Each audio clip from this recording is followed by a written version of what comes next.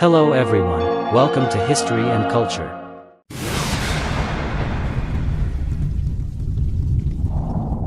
In 1969, in Wuwei, Gansu, the Leitai Han tomb was unexpectedly awakened by villagers digging for air raid shelters, like a reclusive sage sleeping for 1,000 years. When their hose struck the hard tomb bricks, the sealed dust of history was quietly lifted, and a mysterious underground world was revealed to the world. Within this tomb, numerous bronze artifacts shone like a myriad of stars, yet one bronze galloping horse was undoubtedly the most dazzling. Standing at only 34.5 centimeters tall, it seemed to contain endless power and speed, 3 hooves raised in the air and 1 hoof stepping on what appears to be a swallow, as if freezing in an instant the posture of a galloping steed so swift that even time holds its breath. The unearthing of this bronze horse, like a boulder thrown into a tranquil lake, sent shockwaves throughout the archaeological community. At first, its fate was somewhat tragic. When excavated, the statue was in ruins, its body damaged in many places, with numerous holes scattered along the neck, and the mane and tail long gone, resembling a battle-worn warrior with grievous wounds yet maintaining an unyielding stance. Fortunately, bronze restoration experts, using their superb skills, meticulously repaired every damaged part. Ultimately, this steed, which had slept for a millennium, was restored to its former splendor. Initially named Horse Stepping on a Swallow, its unique design and exquisite craftsmanship, along with the depiction of a swallow-like form beneath the hooves, earned it that name. Later, many argued that the bird under the horse's hoof was not a swallow but a dragon sparrow or a swallow hawk, giving rise to the alternative name, Horse Stepping on the Dragon Sparrow. Today, the official name of this artifact is Bronze Galloping Horse, although the names Horse Stepping on a Swallow and Horse Stepping on the Dragon Sparrow remain more widely recognized. The design of Horse Stepping on a Swallow exemplifies the ancient artisan's brilliant use of mechanical balance. From a physics perspective, the horse's center of gravity remains stable as its right hind hoof steps on the swallow-like form. This design not only adheres to scientific principles but also displays artistic beauty. In ancient times, horses were vital for transportation and warfare, playing a crucial role in the rise and fall of states. During the Han Dynasty, the love and importance of horses reached unprecedented levels, with horses playing an indispensable role in society. Emperor Wu of Han even launched wars to obtain fine horses from the western regions, underscoring the animal's significance at the time.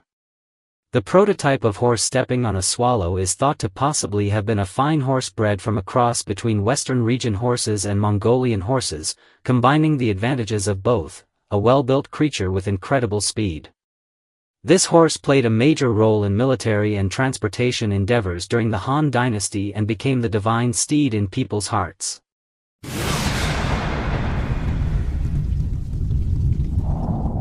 In the era of the Three Kingdoms, a time filled with heroes and ceaseless warfare, the Western Liang Iron Cavalry shone like a brilliant meteor streaking across the sky of history, leaving an indelible mark. This unit was mainly divided into 2 groups. One was under the command of Dong Zhuo, the warlord of Liangzhou, whose troops originated from Longyu and, as part of the Liangzhou government forces under Dong Zhuo's leadership, once wielded tremendous influence over the political landscape of the late Eastern Han Dynasty. The other group was the rebel army led by Ma Tang and Han Sui, later taken over by Ma Chao, who steered them onto even more glorious battlefields. The Western Liang region, located along the border of the Han and Chang peoples, was known for its fierce and indomitable locals. Since pre-Qin times, its fine horses had been famous, historically described as the great horses of Liangzhou, roaming unchallenged across the lands.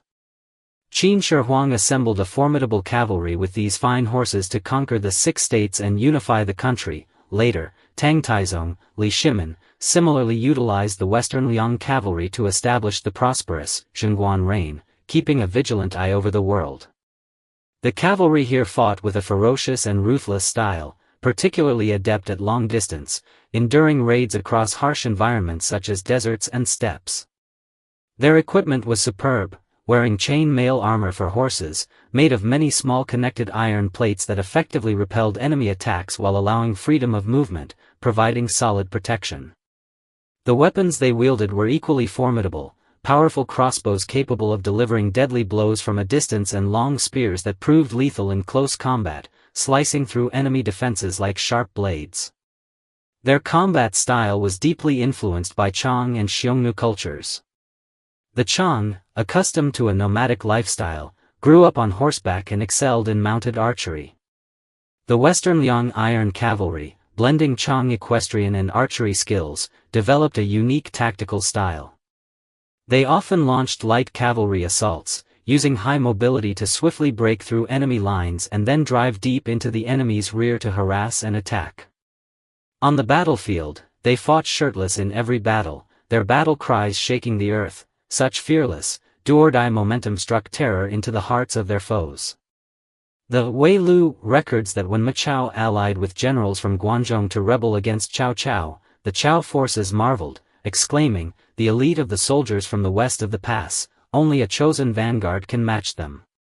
This was not only high praise of the Western Liang Iron Cavalry's combat prowess but also a testament to their overwhelming deterrence. In that era, the Western Liang Iron Cavalry was undoubtedly a force that instilled fear in the enemy, their renown echoing throughout the land and adding a brilliant chapter to the history of the Three Kingdoms. Ma Chao, a hero born into a prominent family of Western Liang, inherited the Chang bloodline from his father, Ma Teng, combining the courage and wisdom of both the Han and the ancient Chang. With features as refined as carved jade, lips as red as painted vermilion, eyes like shooting stars, a physique resembling that of a tiger and an ape, a robust belly and a lean waist, riding a black horse with a silver spear, clad in silver armor and a white robe, he appeared as if a deity had descended from heaven, earning him the title, Brocade Ma Chao. In the 16th year of the Jianan era, 211 AD, when Cao Cao schemed to seize Guangzhong and thus realize his ambition to unify the north, Ma Chao, upon hearing the news, resolutely decided to ally with the generals of Guangzhong and rise against Cao Cao to defend his homeland and family. Leading the Western Liang Iron Cavalry, he marched east from Tongguan and engaged in a breathtaking showdown with Cao Cao's massive army. In this battle, Ma Chao fully demonstrated his extraordinary military talents and the formidable fighting power of the Western Liang Iron Cavalry. He led his cavalry in a surprise night raid on Cao Cao's camp. The battlefield was filled with the clamor of war and blazing flames. Like an unstoppable tidal wave, the Western Liang Iron Cavalry caught the Cao forces off guard, throwing them into chaos. In his panic, Cao Cao could not even dress properly and had to flee in haste. So desperate to avoid recognition by Ma Chao's soldiers, he even had to shave his beard and discard his robe, a vivid testament to the terrifying deterrence of the Western Liang Cavalry. In the Battle of Weinan, Ma Chao and Cao Cao clashed several times, with each side tasting victory and defeat. Ma Chao's Western Liang Iron Cavalry roamed the battlefield with unbridled vigor, inflicting tremendous hardships on Cao Cao's troops.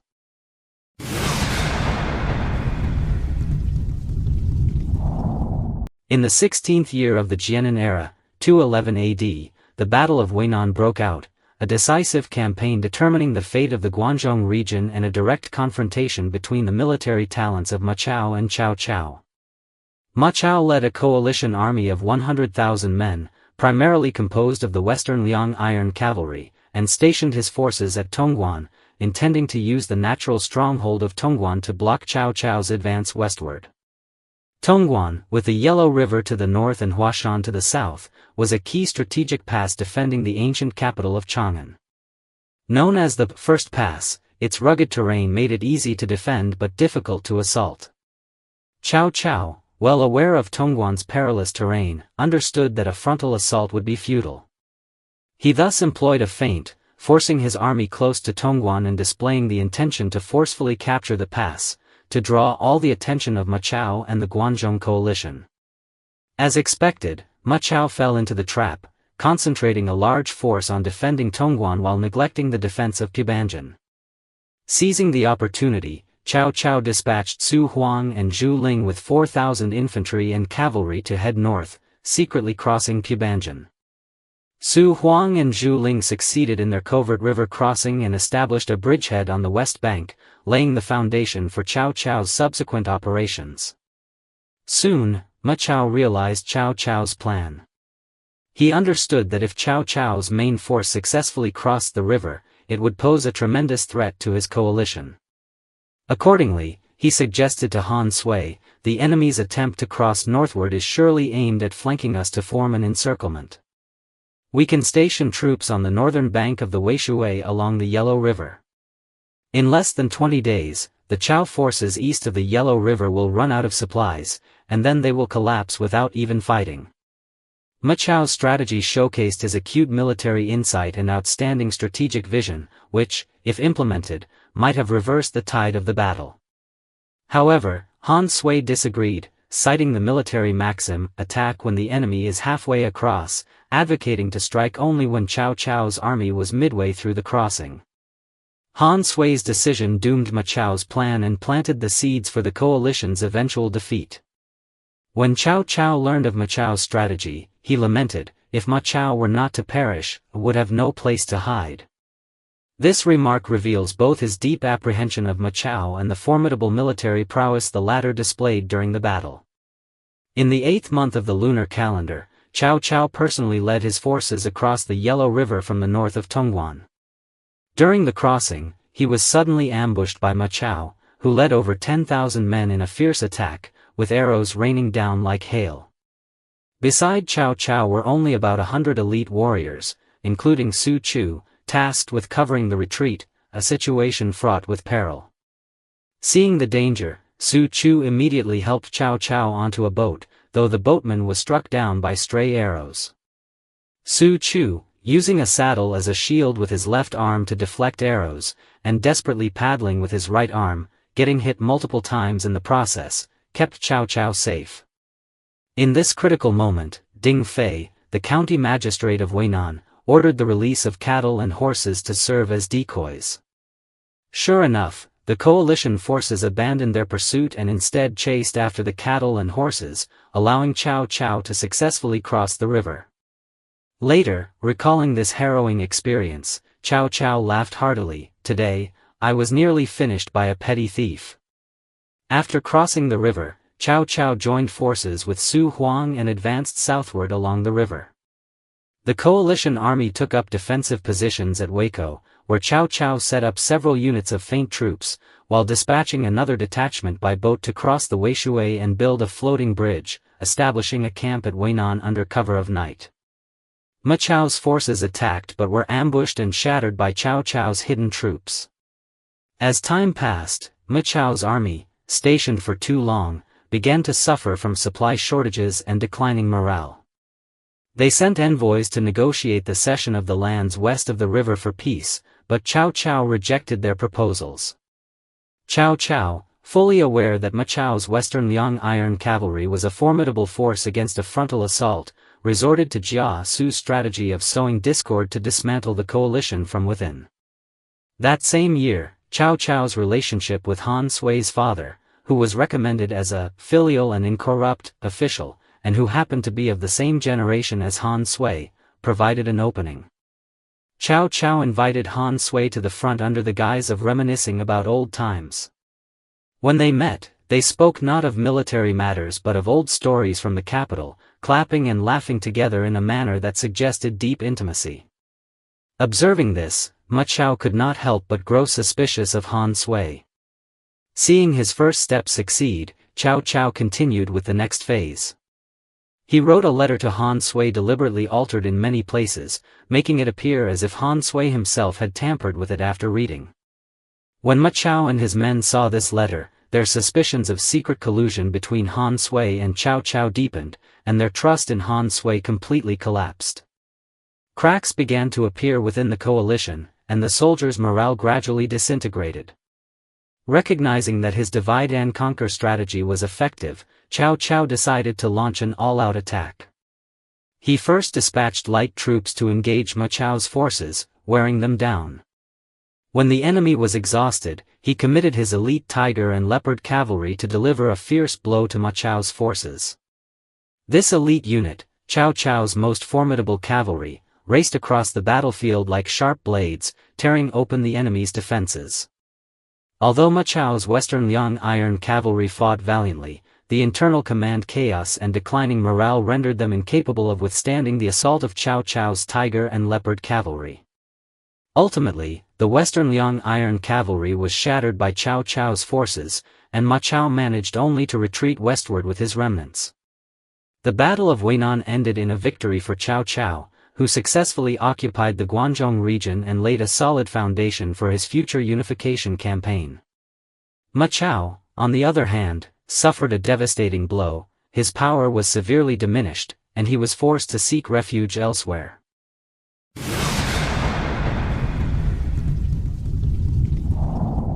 In Chapter 58 of Romance of the Three Kingdoms, Luo Guanzhong, with his sweeping narrative, depicts a breathtaking war. Ma Chao, seeking revenge for his father, allied with Han Sui and led 200,000 Western Liang troops in a frenzied rush toward Chang'an. His bravery was on full display on the battlefield, defeating 3 of Chao's generals in rapid succession. For instance, when battling Eugene, Ma Chao subdued him after 8 or 9 exchanges. Zheng He, after 20 bouts, could not withstand him, and Li Tong was stabbed under his horse in just a few encounters.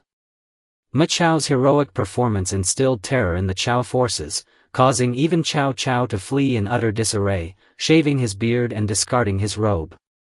When the Western Liang troops shouted, "The one in the red robe is Cao Cao," Cao Cao hastily removed his red robe, and when they yelled, "The one with the long beard is Cao Cao," in panic, he even used his sword to cut off his beard. Later, when Ma Chao's men shouted, "The one with the short beard is Cao Cao," Cao Cao could only pull up his garment to cover his chin as he continued to flee. This series of events, like a vivid painting, etched Cao Cao's humiliation and Ma Chao's valor in stark detail. In the chaos of battle, with his whip falling from his hand, Cao Cao nearly lost his life chasing after Ma Chao. Had it not been for the timely rescue by Cao Hong, Cao Cao might have perished at Ma Chao's hands. This passage is undoubtedly a literary embellishment of historical events. Luo Guanzhong, through hyperbolic depiction, casts Ma Chao as a hero whose valor rivals that of Lu Bu.